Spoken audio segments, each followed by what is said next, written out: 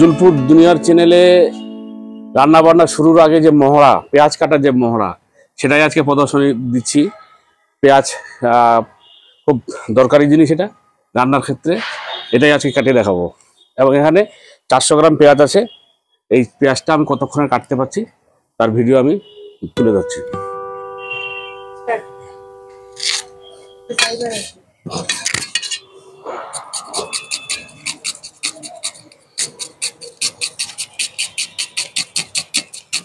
আপনারা এইভাবে কাটতে যাবেন না, নাহলে হাত কাটবে। আর খুব ধীরে ধীরে করছি আমি,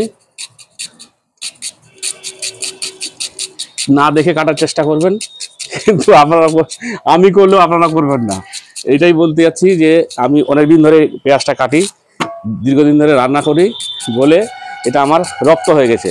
পেঁয়াজ কাটাটা আমার কাছে রপ্ত হয়ে গেছে এবং খুব ধীরে ধীরে করে কাটার চেষ্টা করছি। পরে আপনাদেরকে আমি দেখাবো কেমন ধীরে ধীরে হয়েছে এটা। স্কুলে যাওয়ার আগের মুহূর্তে আমি এই পেঁয়াজ কাটার প্রদর্শনীটা দিচ্ছি। আমি এখন আমার মাদ্রাসায় যাব, সেটাই তার আগে আমি দিচ্ছি ভিডিওটা। আপনারা দেখুন, আর আপনারা ভুল করেও এইভাবে পেঁয়াজ কাটার চেষ্টা করবেন না, নাহলে কিন্তু আপনাদের বিপদ হতে পারে, হাত কেটে যেতে পারে অথবা অন্য কোনো ক্ষতি হতে পারে।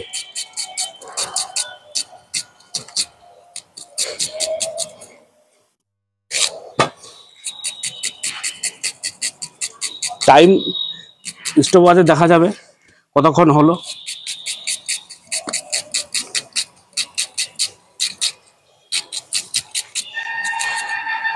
শেষের দিকে পেঁয়াজ কাটার মহড়ার শেষের দিকে। আপনারা ভালো লাগলে আমার চ্যানেলটাকে লাইক করবেন, সাবস্ক্রাইব করবেন, আপনারা আমার পাশে থাকবেন।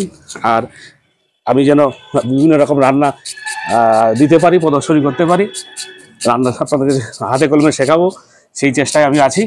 আপনারা আমাদের পাশে থাকুন, এই বলছি। আর আপনারা এত দ্রুত পেঁয়াজ কাটবেন না, এত দ্রুত পেঁয়াজ কাটলেই ক্ষতির সম্ভাবনা আছে।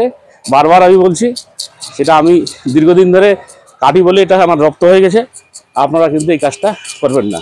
কতক্ষণ হলো আব্বু? এই ভিডিওটি করার জন্য আমার মেয়ে আমাকে সাহায্য করছে, আমার মেয়ে সুয়ারা ইয়াসমিন। আর আপনাদেরকে দেখাই কতখানি এটা কিভাবে কতটা পাতলা করতে পেরেছি। আমি খুব পাতলা করে কেটেছি। আপনারা চেষ্টা করবেন, আর ভালো লাগলে লাইক করবেন, শেয়ার করে দেবেন। এই ধরনের ভিডিও পেতে আমার চ্যানেলটিকে সাবস্ক্রাইব করুন।